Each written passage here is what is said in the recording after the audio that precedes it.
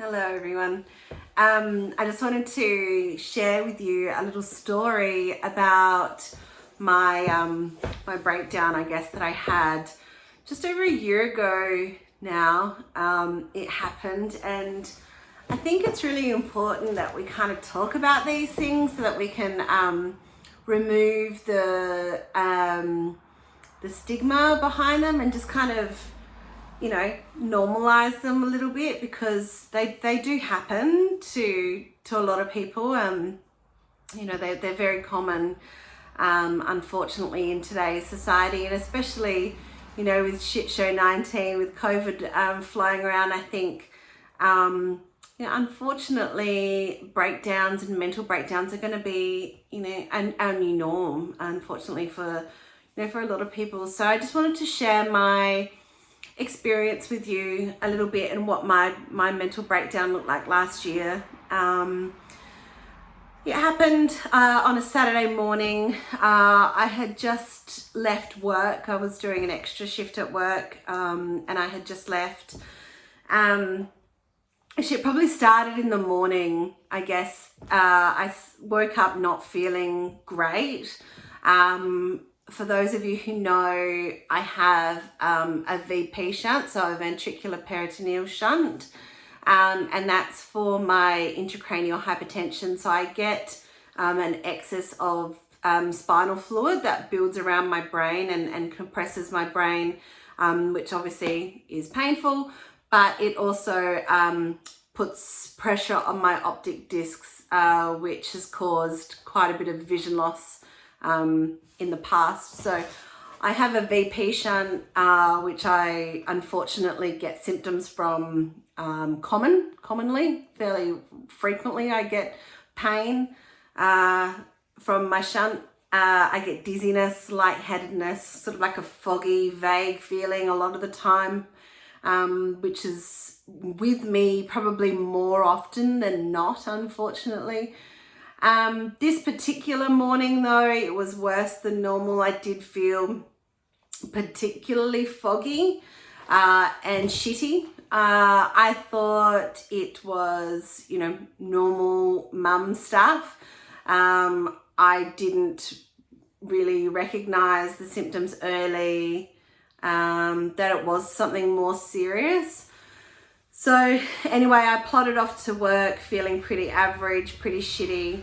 Had some numbness in my face, felt very lightheaded and dizzy. At work, I felt really nauseous and spinny. I felt like I had a really bad hangover, even though I hadn't been drinking at all. So it was like a really bad hangover feeling, basically. I managed to kind of get my morning done at work, and then on my way home, I sort of noticed that my face was starting to become more numb, and then I kind of felt this weird sensation in my mouth. So as I was driving, I started saying what I was driving past, because I was trying to keep myself focused, I guess, or awake, conscious, lucid, all of those types of things. So, as things were driving past me, I was like, yellow car, blue car, big tree, little tree, like just, literally saying whatever it was that I was driving past. And, I was kind of on the freeway doing, flying up the freeway, just trying to get home, which really wasn't a smart idea. I really should have pulled over, but anyway, that's not the point of the story. And then, so I rang my husband, rang Andrew, and I said, I'm in a bad way, packed my hospital bag. I was thinking that I had something wrong with my VP shunt. By the time I'd gotten in the driveway, my speech had gone completely. Andrew met me in the driveway, and I kind of fell out of the car, and I couldn't move my body at all. So he kind of helped me over onto a chair, called an ambulance, and they called code stroke. Obviously, they thought that I was having a stroke. I had no verbal communication at all. I had no movement in my body at all. The only thing that I could do was blink. So the paramedic thankfully recognized that I could blink answers, 1 for yes and 2 for no. So he thankfully, he caught on to that, which was super impressive that he managed to catch on to that, was how I was trying to communicate. My brain was racing 10,000 thoughts a second. Like, I was just like, what the fuck is happening to my body? Like, is it my brain? Is it my shunt? Is it the intracranial hypertension? Like, what is happening with my body? Rushed down to Flinders in an ambulance, and as I said, called code stroke. So by the time I got in there, cut my clothes off kind of thing, checking all of everything that was wrong with me, straight into an MRI, CT, checking my brain. They couldn't find anything wrong with anything physically wrong. So at that stage, it was a good probably 8 or 9 hours of not being able to move my body, speak, do anything other than blink yes or no answers. And it was really fucking scary. I really didn't know what was happening. I didn't know what was going to happen. I didn't know if this was it for me. It was really scary. And the thought now still of, how I felt then, and the thought of not, coming home to my children and that type of stuff was really fucking scary. It was awful. Andrew was he raced down following the ambulance, and his sister Natalia, she was there with me as well. And the look on her face, I think, was really quite a shock to me, when she walked in and she saw me completely, in like a vegetative state, I guess. It was when I saw her face that I realized it was fucking serious. And I really didn't know what was going to happen. It was really a scary time. And when my neurosurgeons came down and said, there was nothing wrong with my shunt, there was no physical reason that they could see why I couldn't speak or move, and the neurologist came as well, and they couldn't find out what was happening. It was pretty obvious to them that it was a psychological episode rather than a neurological episode. So I spent 4 days in acute medical at Flinders, being treated by psychology. At that stage, they just told me that I had a mental breakdown, basically. They didn't use those words because they're outdated terms. I think they called it a psychological episode. And it was really a matter of just taking stock of life, just thinking, what the fuck am I doing? What is happening? What am I doing with my life, with my body, with my children, with my husband? What is happening that has got me into this acute state? So 4 days in acute medical at Flinders, which is not a nice ward to be in. It's you're surrounded by a lot of people in a similar position as you, some much worse.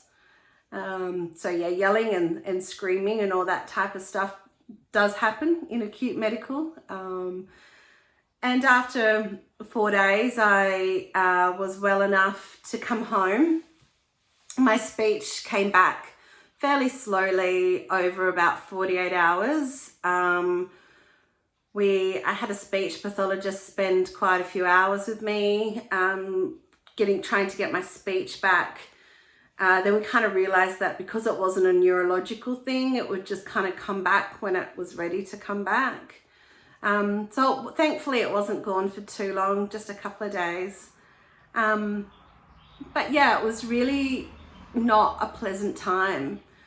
But I think it was what happened after that that has been, really brilliant, really amazing. And certainly a year ago, and even up until quite recently, when I've had, a really good friend of mine, unfortunately, she's going through a similar thing at the moment. And, she reached out to me because she knew what I had gone through last year. So I really just felt like perhaps I'm in a bit of a position to be able to share it with others and let you know what it is like on the other side, and that it does get through the other side. It does get better, and you will get through it, and you will get over it. Not over it, you get through it and you move forward from it. But it does take work. You really have to be focused on what you want to achieve and what you want to do to move forward. And I think I was incredibly fucking lucky for the Mojo community. Michael Johnson, the Mojo Master, I did a course, a mindset course with him shortly after I got out of hospital, and he completely changed my life, the way that he was able to say, this is, you really need to refocus on what your values are. And I had no fucking idea what my values were before Thrive Time with Michael. So, being really super clear on what my values are and what my real true values are, and what I'm no longer prepared to tolerate or put up with if they don't fit into my values. It's not on the cards anymore. So I think, it's been, besides a short stint that I had in hospital about 6 weeks ago for a shunt malfunction, I've been really well since my breakdown. I think having my breakdown really gave me that breakthrough that I needed to become me again. Me had been gone for a really long time, so it was really good to find me again, and to become super clear on what I wanted to achieve in life. And one of my biggest goals, my mission in life now is to help other women, help other mums, and just realize that what we're going through is fucked up. Like, it's really fucking hard. And if you don't have support, like I have very minimal support, and it's really fucking hard to get through motherhood like that. So, that's what my mission is to give women, like me, who had no support, the support that you need, and that safe haven, that safe place where you can come and just see that we're all the fucking same. We're all just trying to get through this shit show together, and there's nothing wrong with you. You're beautiful and you're perfect, and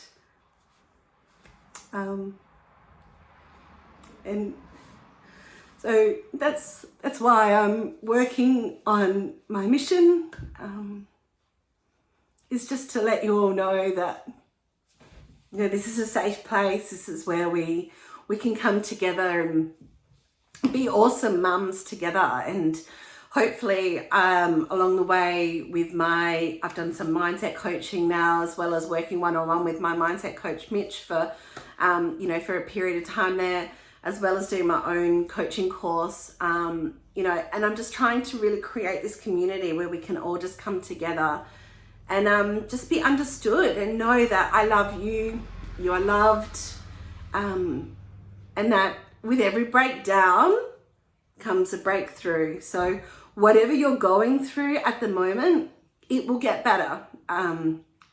It will get better. And if there's anything I can do to help any of you, please just shoot me a message, or comment below, or do whatever. And I'm so happy to do any kind of work with any of you that I can do to help you try and get through whatever it is that you might be going through at the moment. So love you all. Have a great day, and I'll see you soon.